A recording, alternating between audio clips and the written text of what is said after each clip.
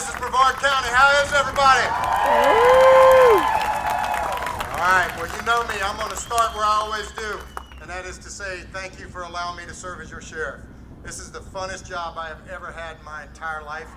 One of the things that makes this job so amazing, so incredible, is the incredible men and women of our agency and our partners in local, state, and federal law enforcement that are out there every day kicking it out of the park to keep you safe. So if you will, please give them all a big round of applause. Hey.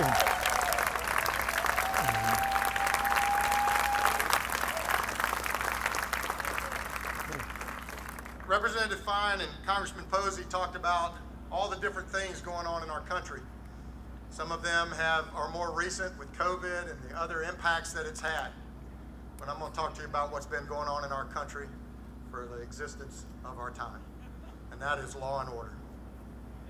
Right now, we are at a crossroads, and law and order is at the intersection. When I first met our president, he was in candidate Trump. He stood on the tarmac at the Melbourne International Airport and told me point blank, I will never turn my back on law enforcement. I will stand with you. I will get you the resources you need, and I will make sure that you are able to keep your citizens and our country safe. That is a promise he made to me, and that is a promise he kept.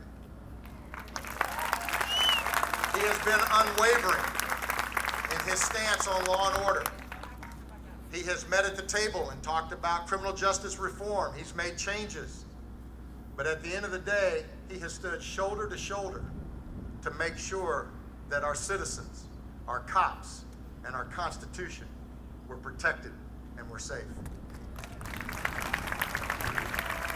I remember when I introduced him down in Melbourne saying that one of the most important things the next president of the United States would do was nominate 2 Supreme Court justices.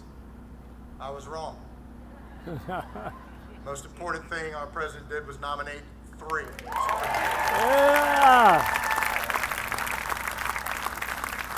When we think about law and order, a lot of times we think that we're talking about protecting our homes or our businesses, especially in light of what's happened.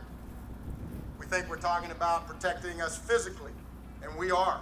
All of those are valid concerns and things that we have to think about each and every day.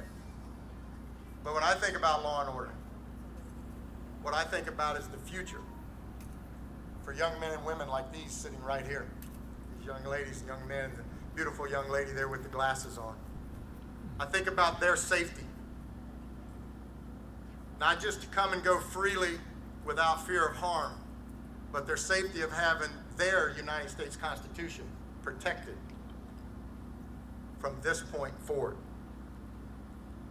What I think is that the most important thing our current president and our soon-to-be second-term president will ever do is protect them.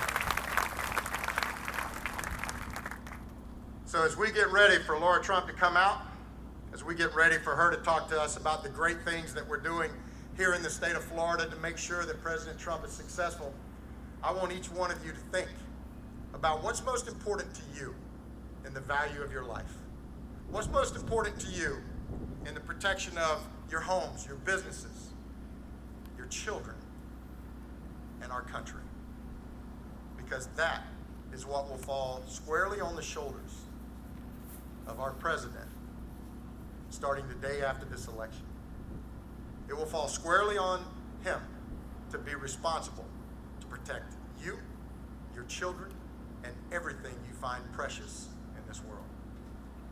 So just think about that for a few moments as we bring Laura up. She's going to come up in just a second. She's finishing up a quick interview, and then she's going to be up to share with us what the amazing Trump victory team is doing to show everybody how much the state of Florida loves Donald Trump.